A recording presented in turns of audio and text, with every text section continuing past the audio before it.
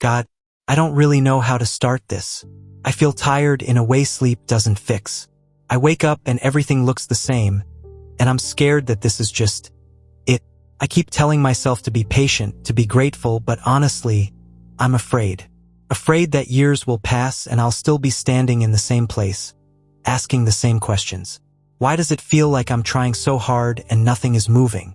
Did I miss something I was supposed to do? Or become? I don't need big answers right now. I just need to know if you see me here, feeling stuck and small and quietly panicking about the future. I see you. Not the version of you that smiles for other people. Not the one that says, I'm fine, because it's easier. I see you in the moments when the noise settles and the fear gets louder. You are not wrong for being scared. When life feels unchanged for a long time, fear doesn't arrive dramatically. It arrives quietly. It sits beside you and whispers that this is permanent, that this is all there will ever be. But fear is not proof. It is a reaction to waiting without answers. You keep measuring your life by visible movement. By milestones, progress, evidence that something is happening. And when you don't see those things, you assume nothing is growing. That assumption is heavy. And it is hurting you more than the waiting itself. You are in a season where change is happening inwardly, not outwardly. I know that sounds uncomfortable, because inward change does not feel like relief. It feels like tension. Like being stretched without knowing why. You wake up every day carrying questions you cannot solve. You keep going even when you don't feel hopeful. That is not nothing. That is endurance, even if you don't like that word. You think endurance means you are being ignored. You think if I cared more, things would move faster. But some forms of care look like staying with you in the slow parts instead of pulling you out of them.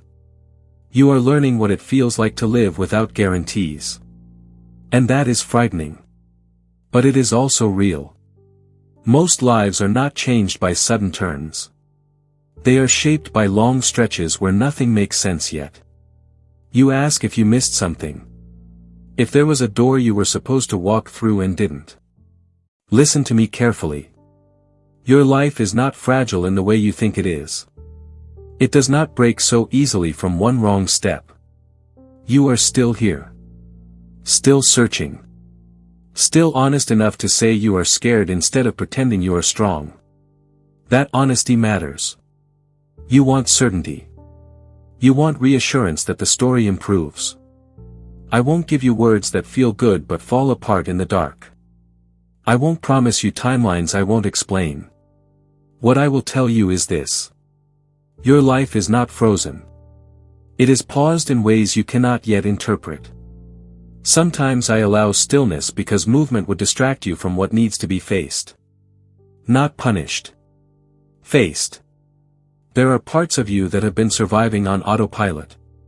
Dreams you buried because they hurt too much to carry. Fears you never named because naming them felt dangerous.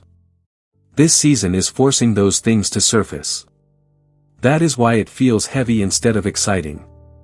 You keep asking when things will change. A quieter question is forming underneath that one. Who am I becoming if nothing changes? That question scares you even more. You are becoming someone who can sit with uncertainty without running. Someone who does not abandon themselves when answers are slow. Someone who learns that worth is not proven by momentum. That lesson is not gentle. But it is grounding. My child, I am not distant from you in this. I am close in the waiting, close in the unanswered prayers, close in the nights when you scroll or stare at the ceiling just to avoid thinking. You are not invisible to me because your life looks quiet. Quiet does not mean empty. You believe change must arrive loudly to be real. But some of the deepest shifts happen without witnesses. No applause. No clear before and after moment. You are being taught how to remain when your hope feels thin. That does not make you weak. It means you are still choosing to stay. I know you are afraid that staying will turn into settling. That if you accept where you are, you will never leave it. Acceptance is not surrender. It is simply standing where you are without lying to yourself about it. You can acknowledge this moment without declaring it permanent. You don't need to force optimism. You don't need to pretend you trust what you don't understand. You only need to keep telling the truth about how this feels. I can work with honesty. I stay near truth. Right now, you are learning how to live without rushing yourself out of discomfort. And even though you don't see the results yet, something in you is slowly loosening its grip on panic. You are still scared. I know. But you are also still here, still listening, still breathing through another ordinary day. And this moment, right here, is not the end of your story. It is a sentence that hasn't finished yet, one that keeps unfolding even as you doubt it, even as you wonder if anything ahead will feel different, because there are things forming just beyond what you can see, and they are closer than you think, even if right now it only feels like more waiting.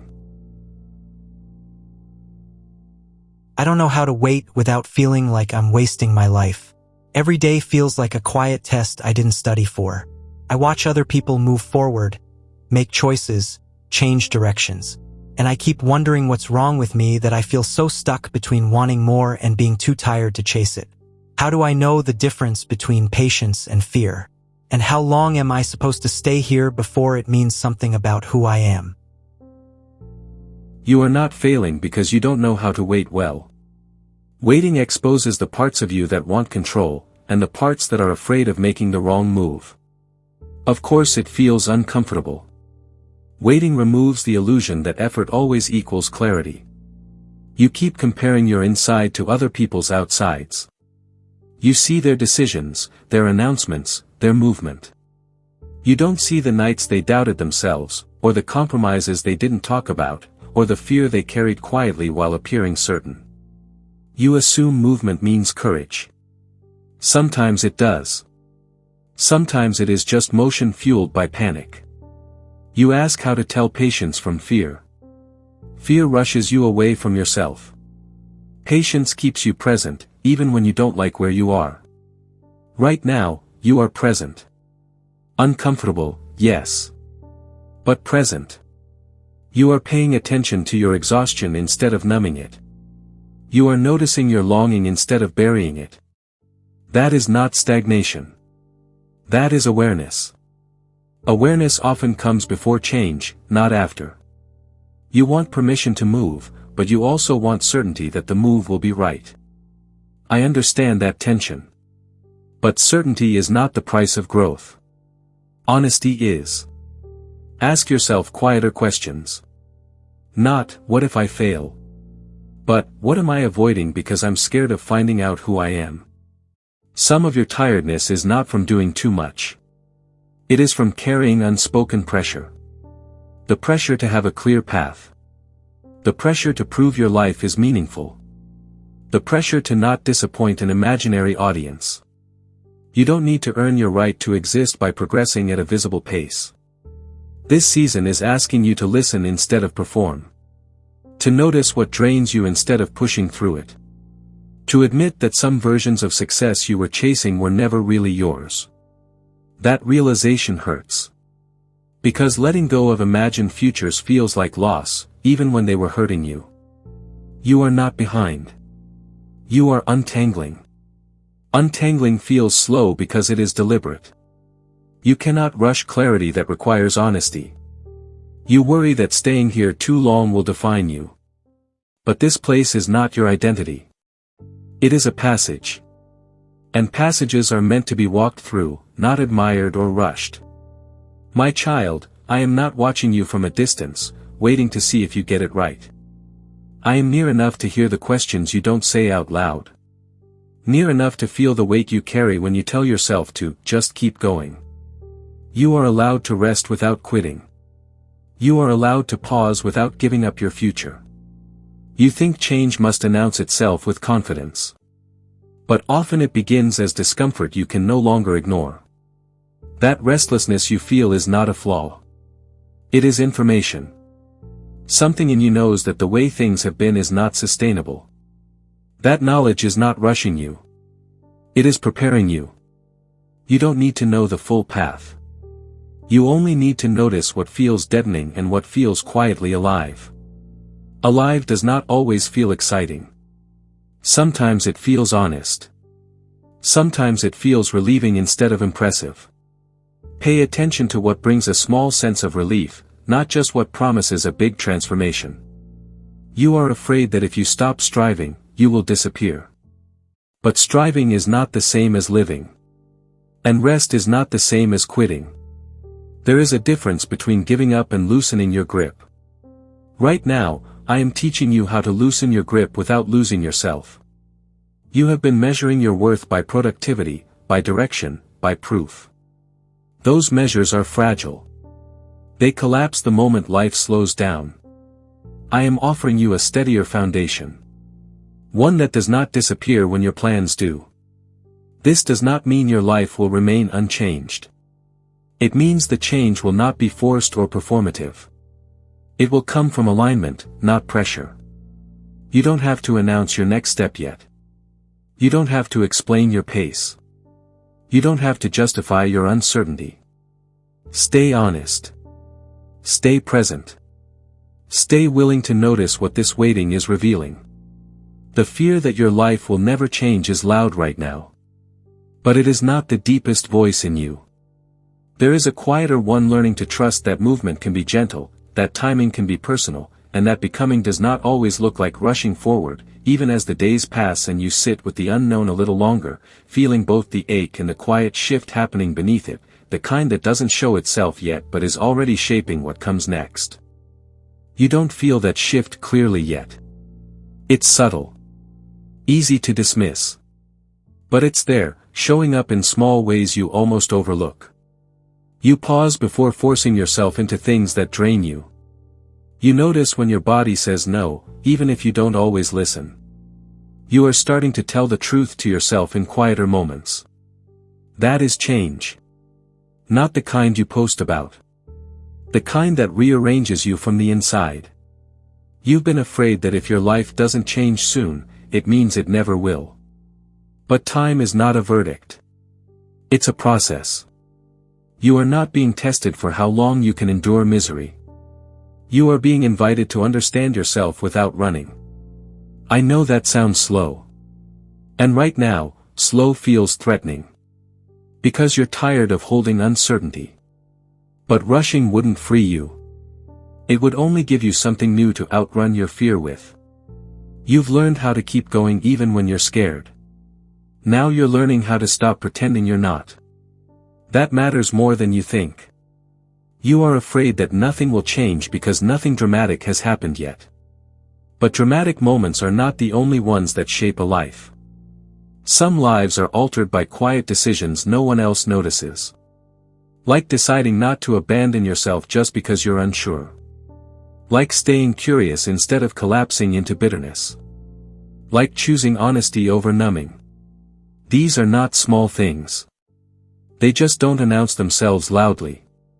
You don't need to feel confident to move forward. You only need to feel true. And truth right now sounds like this. I don't know what's next, and I'm scared, but I'm still here. That is enough to work with. You keep thinking that clarity will arrive first, and then you'll act. Often it works the other way around. Clarity grows as you take gentle, imperfect steps. Not leaps. Steps. You don't have to overhaul your life. You don't have to become someone else. You don't have to solve everything. Just don't betray yourself in the waiting.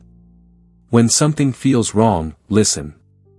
When something feels quietly right, even if it's small, notice. Those signals matter. You've been trained to ignore them in favor of expectations. That's why you feel disconnected and tired. Reconnection takes time. And patience with yourself. My child, I know you're afraid of wasting your life. But a life is not wasted because it takes time to understand.